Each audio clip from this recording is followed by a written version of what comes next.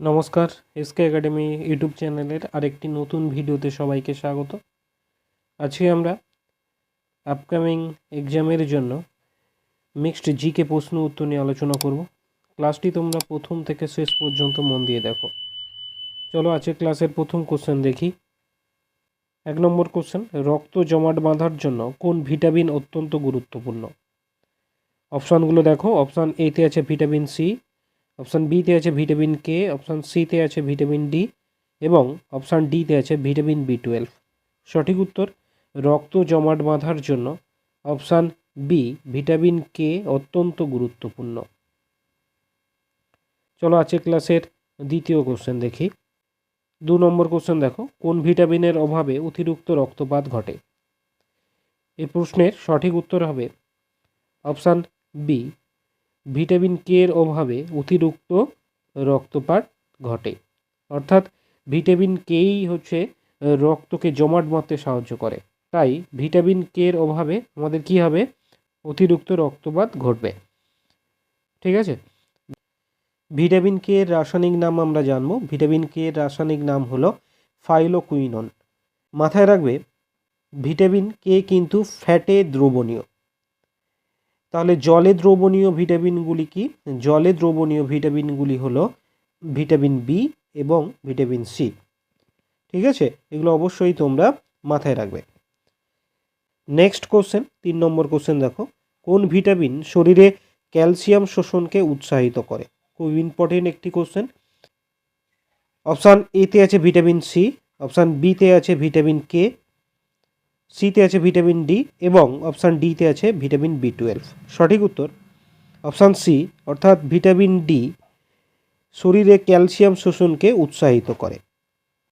Vitamin D এর অভাবে কি রোগ হয়? ভিটামিন ডি এর অভাবে রিকেট রোগ হয়। ভিটামিন ডি এর রাসায়নিক নাম হলো কোলেক্যালসিফেরল। আজকে ক্লাসের 4 নম্বর কোশ্চেন দেখো, কোন ভিটামিন আয়রন শোষণকে প্রভাবিত করে? এই প্রশ্নের সঠিক উত্তর হবে option A vitamin C iron শোষণকে প্রভাবিত করে। এই ভিটামিন সি আমাদের পাকস্থলীতে আয়রনের দ্রবণীয়তা বৃদ্ধি করে। ঠিক আছে, চলো নেক্সট কোশ্চেন দেখো। 5 নম্বর কোশ্চেন, উদ্ভিদ জগতে উভচর বলা হয় কাকে? খুব ইম্পর্টেন্ট কোশ্চেন এটি। অপশানগুলো দেখবো আমরা। অপশান এতে আছে bryophyte, B pteridophyte, C Marsilea, option ডিতে আছে উপরে কোনোটি নয়। সঠিক উত্তর উদ্ভিদ জগতে উভচর বলা হয় অপশান এ ব্রায়োফাইটকে। 6 নম্বর কোশ্চেন দেখো, কোন শোষণ প্রক্রিয়া অক্সিজেনের অনুপস্থিতিতে সংগঠিত হয়ে থাকে? অপশান এতে আছে সবাত শোষণ, বি অবাত শোষণ, সিতে আছে ভাঙন, অপশান ডিতে আছে পাইরুভেট। সঠিক উত্তর অপশান বি অবাত শোষণ অক্সিজেনের অনুপস্থিতিতে সংঘটিত হয়ে থাকে। নেক্সট কোশ্চেন 7 নম্বর কোশ্চেন দেখো, মানব মস্তিষ্কের কোন অংশটি শ্বাস প্রশ্বাস নিয়ন্ত্রণ করে?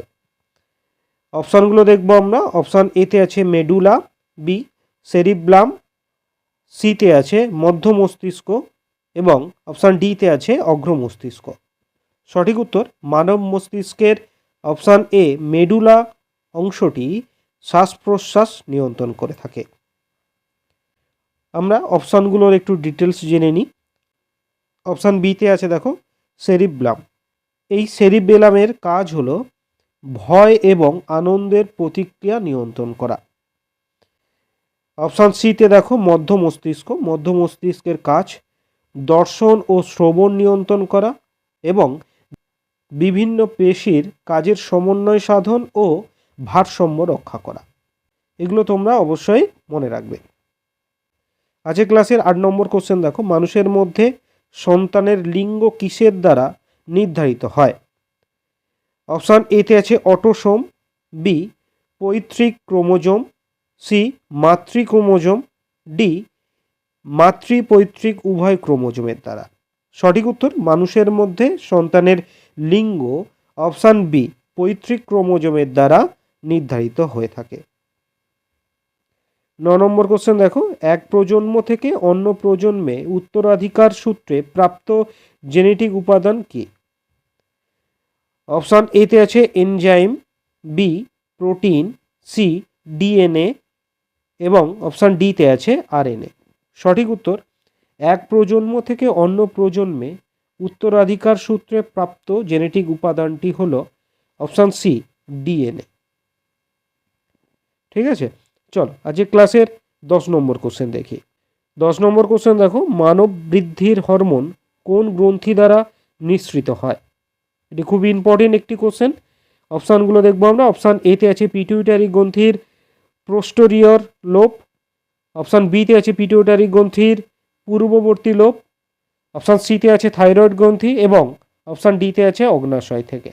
সঠিক উত্তর, মানব বৃদ্ধির হরমোন অপশান বি পিটুইটারি গ্রন্থির পূর্ববর্তী লোব থেকে নিঃসৃত হয়। এটি অবশ্যই তোমরা মাথায় রাখবে। নেক্সট কোশ্চেন দেখো, 11 নম্বর কোশ্চেন, টেস্টিস থেকে কোন হরমোন নিঃসৃত হয়? অপশান এতে আছে testosterone, B thyroxine, C insulin, D oestrogen. সঠিক উত্তর, টেস্টিস থেকে অপশান এ টেস্টোস্টেরন হরমোন নিঃসৃত হয়। 12 নম্বর কোশ্চেন দেখো, কোন গ্রন্থি শুধুমাত্র বয়ঃসন্ধি পর্যন্ত সক্রিয় থাকে? অপশানগুলো দেখবো আমরা। অপশান এতে আছে pineal, B thymus, C pituitary, D hypothalamus. সঠিক উত্তর, অপশান বি থাইমাস গ্রন্থি শুধুমাত্র বয়ঃসন্ধি পর্যন্ত সক্রিয় থাকে। আজকের ক্লাসের 13 নম্বর কোশ্চেন দেখো, রেডিয়াম পাওয়া যায় কোন খনিজ থেকে? অপশান এতে আছে রুটাইল, বি হেমাটাইট, সি চুনাপাথর, ডি পিচ ব্লেড থেকে। সঠিক উত্তর, রেডিয়াম পাওয়া যায় অপশান ডি পিচ ব্লেন্ড থেকে। এই রেডিয়ামের প্রতীক হলো Ra এবং রেডিয়ামের পারমাণবিক সংখ্যা 88। 14 নম্বর কোশ্চেন দেখো, পারমাণবিক শক্তির ক্ষেত্রে উল্লেখযোগ্য অবদানের জন্য নিচের কোন পুরস্কার দেওয়া হয়? অপশান এতে আছে হোমি ভাভা পুরস্কার, বি বোরলাক পুরস্কার, সি ডক্টর বি.সি. রায় পুরস্কার, অপশান ডিতে আছে শান্তিস্বরূপ ভাটনগর পুরস্কার। সঠিক উত্তর, পারমাণবিক শক্তির ক্ষেত্রে উল্লেখযোগ্য অবদানের জন্য অপশান এ হোমি ভাভা পুরস্কার প্রদান করা হয়। নেক্সট কোশ্চেন দেখো, 15 নম্বর কোশ্চেন, তেজস্ক্রিয়তার এসআই একক কি? অপশান এতে আছে becquerel, B kelvin, C ohm, D curie. সঠিক উত্তর, তেজস্ক্রিয়তার এসআই একক হল অপশান এ বেকারেল। তেজস্ক্রিয়তা কে আবিষ্কার করেন? তেজস্ক্রিয়তা হেনরি বেকারেল আবিষ্কার করেছিলেন। কত সালে? 1896 সালে। 16 নম্বর কোশ্চেন দেখো, নিচের কোন জীবাশ্ম জ্বালানিটি বিউটেনের প্রধান উপাদান? অপশান এতে আছে কয়লা, বি জ্বালানি তেল, সি প্রাকৃতিক গ্যাস, ডি এলপিজি। সঠিক উত্তর, অপশান ডি এলপিজি জীবাশ্ম জ্বালানিটি বিউটেনের প্রধান উপাদান। 17 নম্বর কোশ্চেন দেখো, মিথেন পুড়ে গেলে কি হয়? অপশান এতে আছে কার্বন মনোক্সাইড নির্গত হয়, বি কার্বন ছাই অবশিষ্ট থাকে, সি কার্বনেট গঠিত হয় এবং অপশান ডিতে আছে কার্বন ডাই অক্সাইড ও জল নির্গত হয়। সঠিক উত্তর, মিথেন পুড়ে গেলে option D carbon die oxide ও জল নির্গত হয়। আজকে ক্লাসের 18 নম্বর কোশ্চেন দেখো, নিচের কোনটিকে মার্স গ্যাস বলা হয়? খুব ইম্পর্টেন্ট কোশ্চেন। অপশান এতে আছে propane, B ethane, C methane, D butane. সঠিক উত্তর, মার্স গ্যাস বলা হয় অপশান সি মিথেনকে। আজকের ক্লাসের 19 নম্বর কোশ্চেন দেখো, মানুষের পাকস্থলী কোন অ্যাসিড তৈরি করে? অপশান এতে আছে lactic acid, B hydrochloric acid, C sulphuric acid এবং অপশান ডিতে আছে পারক্লোরিক অ্যাসিড। সঠিক উত্তর, মানুষের পাকস্থলী অপশান বি হাইড্রোক্লোরিক অ্যাসিড তৈরি করে।